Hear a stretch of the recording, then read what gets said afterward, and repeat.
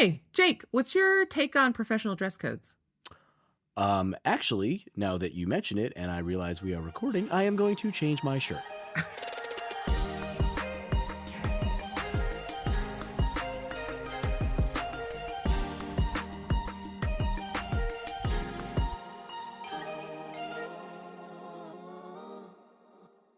Oh, you look nice. I'm Jake. And I'm Kate. We are friends, organizational psychologists, and one of us is a doctor. And the other one is married to a real doctor. Our topic for today is bad performance reviews. What's your reaction when you hear about a bad performance review? Oh gosh, they're my favorite. The best. They're abundant, they're pervasive.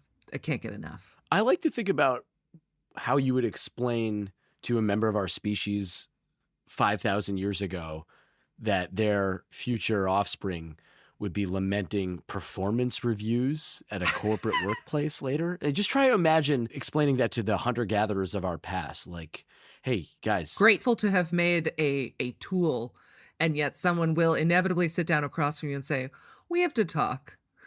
We have a great question today. This comes in from Raven. Little background on Raven. Raven is 36. She is the director of sales operations at a relatively small tech company. And here is what she wrote. My CEO recently did a skip-level performance review with me. He gave me great feedback saying that I'm professional, driven, intelligent, and a future leader. He then told me one area of improvement is to, quote, not wear t-shirts, unquote, to work on Zoom. This is a very lax company, and the men in the C-suite are often rocking surf t-shirts and jeans to the office. Women are often dressed in more business casual, and when I'm in person, I dress more business casual. So the feedback I got was just about how I dress over Zoom. I've been pretty pissed on principal since nothing has changed about the male leadership's dress code, but now I'm consistently questioning whether or not I need to get myself more together before a meeting with an exec. Is his feedback legit, and should I start dressing differently?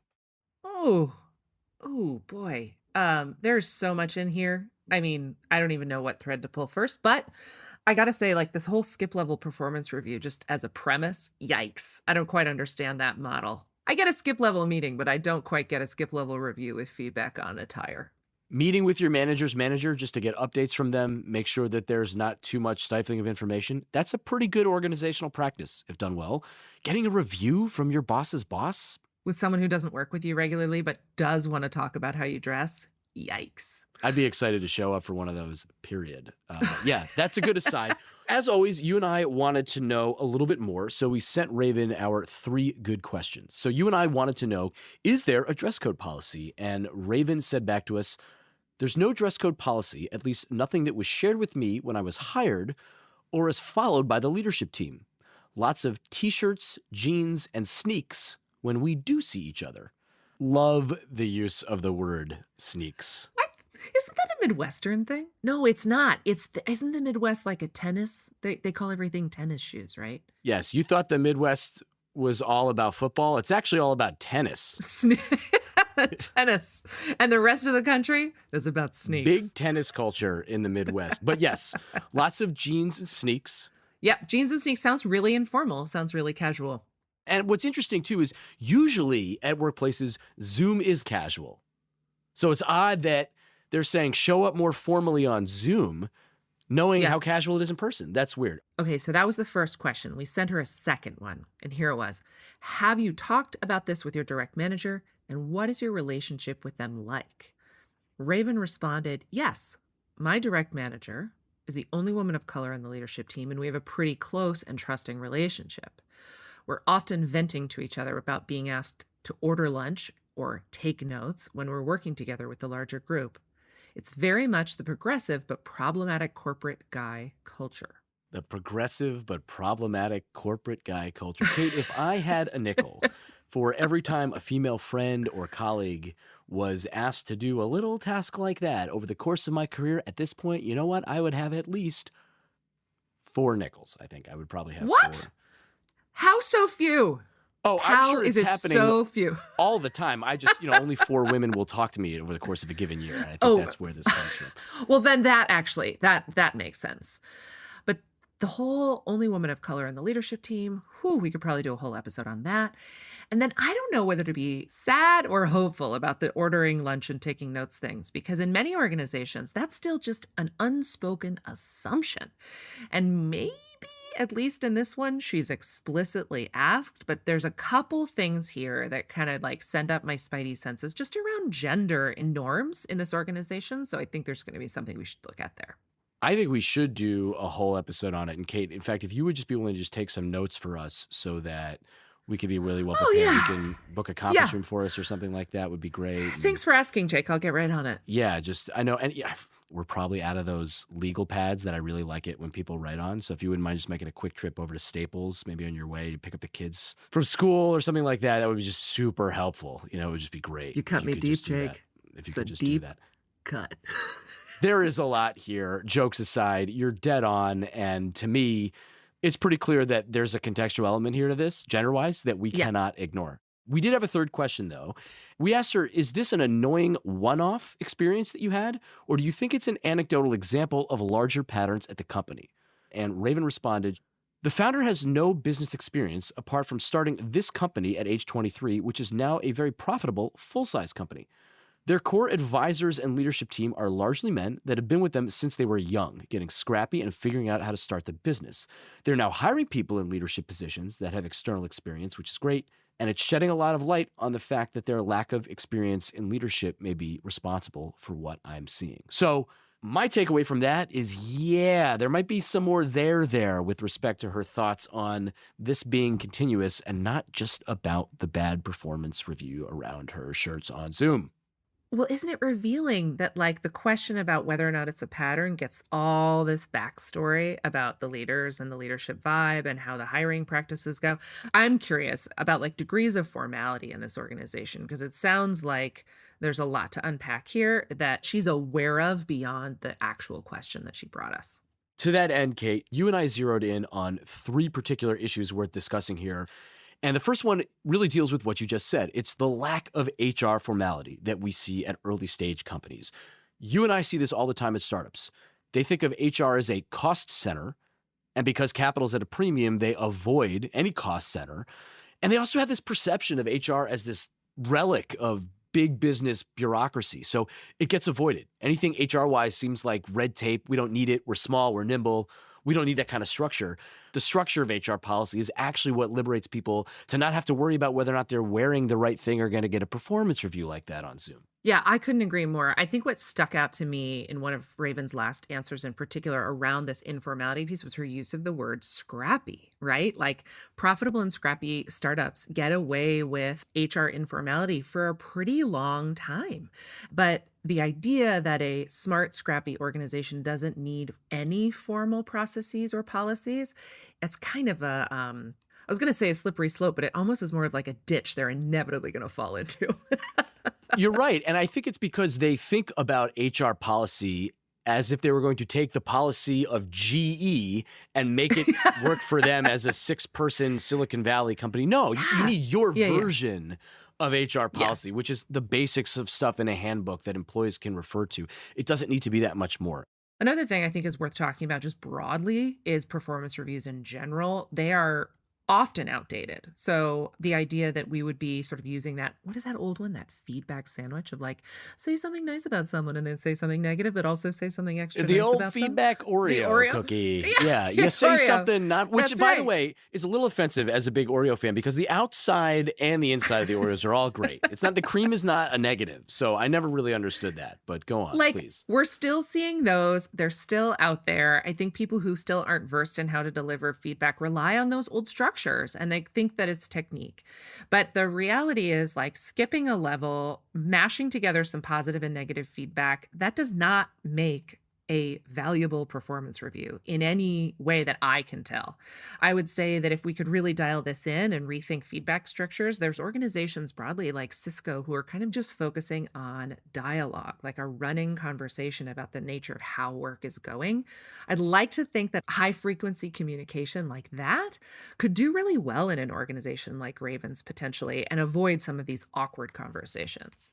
100% agree with you there. Cisco, Adobe, Zappos, Netflix, GE. There's a Yeah. handful of organizations that have been profiled for eschewing the historical performance review piece. And I think at the core is a theoretical problem that organizations don't realize they've entrapped themselves with, which is Mm. that the performance management system they have that encompasses reviews and appraisals and those conversations, it links the getting and giving of feedback with promotions and compensations and rewards and recognition. And those two don't need to be linked. It can make sense for them to be linked to some extent, but they don't need to be linked. So you get all of these circumstances where you have to give somebody bad feedback just to make sure they feel like they don't deserve a promotion, because if you just told them they were doing a good job that year, they look at you and be like, well, then why aren't I getting a raise? Why aren't I getting promoted? The amount of companies where people are complaining about getting consistently 4 out of 5 stars, because if you gave somebody 5 out of 5, well, then they'd expect something from you. So with Raven, this could just be her manager's manager, the CEO, deciding, well, I got to find something negative in there, because otherwise she's going to be like, where's my raise? So you know what? I'm going to Yeah. work on the shirts on the Zoom shirts thing. I mean, that's what this really feels like in a lot of ways to me. How do I make this feedback, quote, constructive? But the other thing that jumped out at me as you were talking, Jake, attire has nothing to do with performance. And so jamming that in a performance review or tacking it on at the end, like a cherry on a sundae, it just feels like such a mismatch. And as a result, like, I hear why someone like Raven is like made so uncomfortable by it when everything else feels like it's headed in the right direction.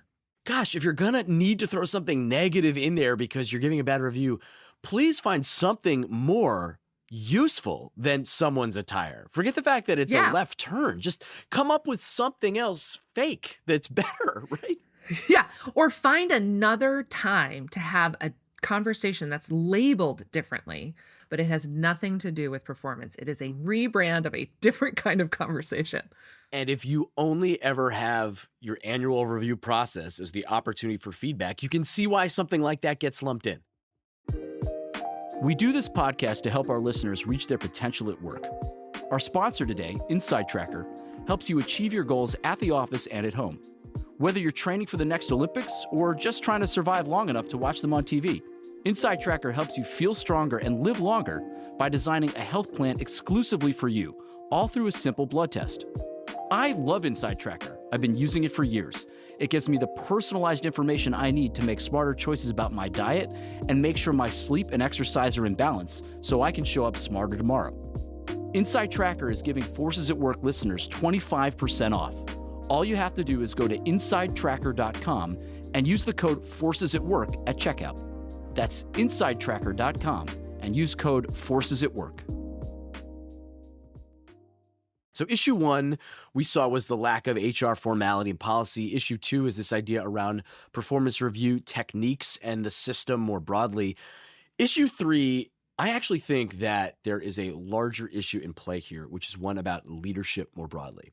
Mm-hmm. And I would define that by saying the leadership capabilities needed to found and launch a company are very different than the capabilities a leader needs to run an organization of any size and scale.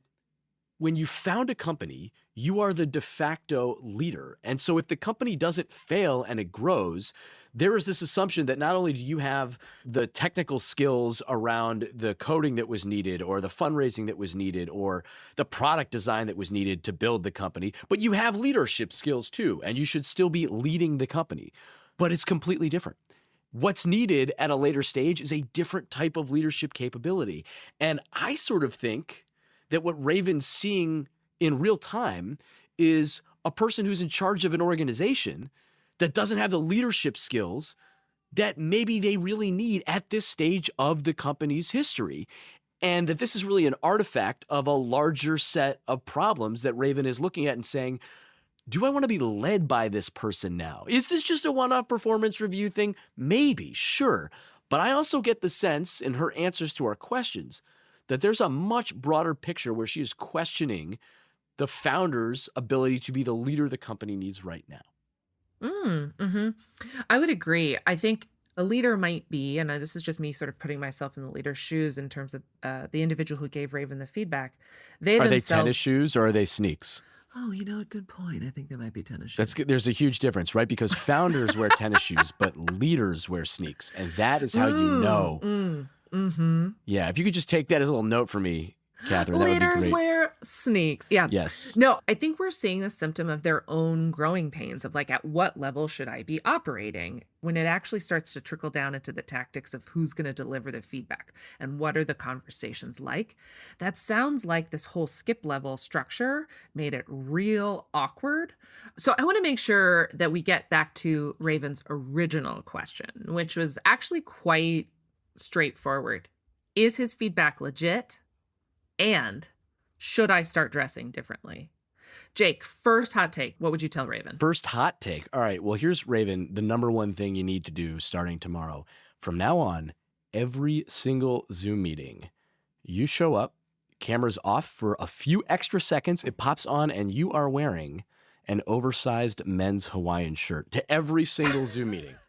From now on, very bright, very flavorful. In fact, if you can sit further away from your desk and webcam, kick your feet up on the desk, show them those hot white sneaks, get some K-Swiss, put them right on the table. That's how we find out whether or not this is really a gender issue. Bam. Hawaiian men's shirts to every meeting. Solved it. So Tommy Bahama and K-Swiss is how Jake recommends you proceed. By the way, Tommy Bahama and K-Swiss, if you're interested in sponsoring this podcast, please email us forcesatworkpod@gmail.com. I think the real question is this feedback problematic? And yeah, I kind of think it is. This is not useful feedback from a performance perspective. So it's not legitimate feedback. What do you think she should do about her actual dressing situation, Kate? I mean, far be it from me, the guy on the call, to actually make decisions or pretend to know about women's clothing. Yeah. Well, I would say as a woman, if someone gave me the advice of just rock some jeans, K-Swiss, and a Tommy Bahama shirt, I might start looking for another job. Oh, so now men can't comment on women's clothing anymore. Wow. Cancel culture is here for all of us. The irony is like Raven already is dressing differently. She's already conscious of like the two settings in which she uses business casual attire versus more casual attire over Zoom. I'd be curious, Raven, if you are going to run into a little experiment or something, I would maybe see if one of those business casual tops is sufficient over Zoom and if the feedback stops. But I would actually not recommend just acquiescing to the superficial attire feedback and calling it done. I would probably recommend that a conversation needs to happen, not just for Raven's sake, but I would also say for the health of the organization broadly, so no one else falls into this silly ditch. I agree with you. I think the conversation needs to happen first before you decide what to do about what you wear. And I really see the conversation as a bit of a Trojan horse, frankly, right? This idea of, do you actually want to find out whether or not this person was just having a one-off thought about shirts that day and it was weird? Maybe, but you probably want to find out more about, is this someone who I want to work for in the future? And so if you go into this conversation and say, hey, I was a little uncomfortable about this, I just thought we should talk about it, they may be humble, mature, give you a thoughtful answer and satisfy your thoughts there, or they may be defensive and deflect it or get weird afterwards, in which case it's an indicator for you that this isn't the place to be. So you think that's too strong, Kate?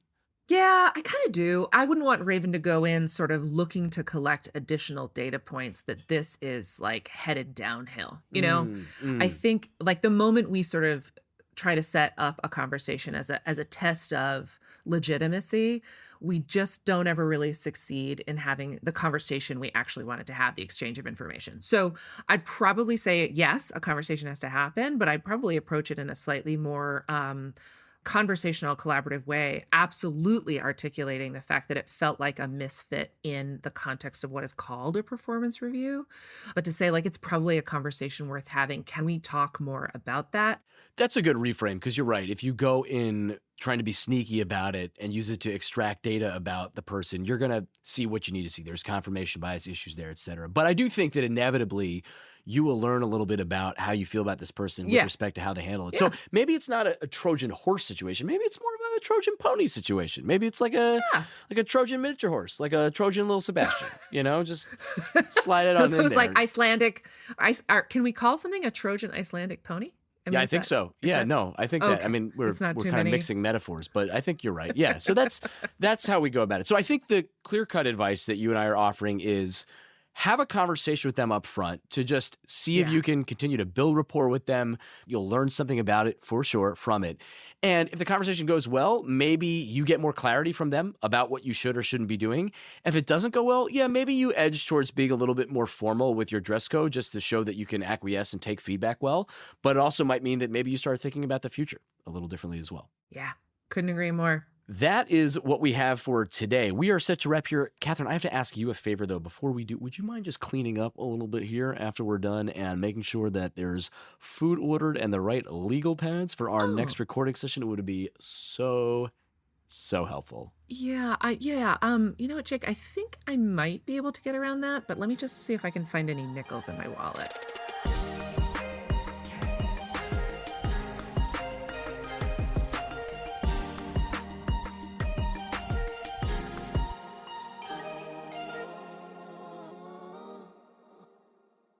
Ooh, you look nice.